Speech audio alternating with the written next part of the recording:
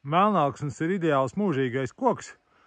Te var redzēt, te ir kaut kad nozāģēt melnauksnes.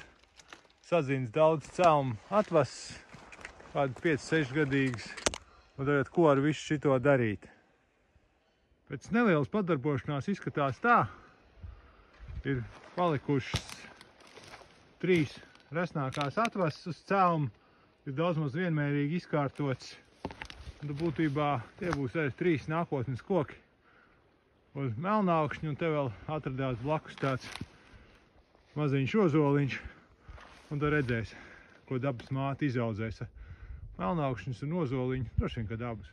Un šādi izskatās melnauksnes, kurš ir nokritis vai nozāģēts kaut kādus gadus 50 apakaļ, viņam atauguši smuks 3 atvases, kas katrs ir lielisks zāģbaļķi.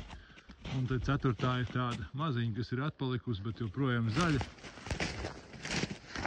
Un te mežā ir melnauksnes, kurš ir nozāģēts kādus gadus, apmēram 30 apakaļ. Pa vidu vēl var redzēt celmu atliekas, un tālāk ir tādi smuki 4 stumbri.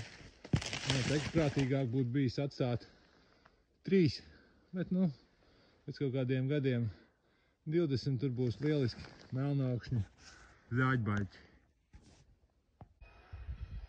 Tā, melnauksnes mūžīgais koks. Lai veicās, tiekās mežā. Atā!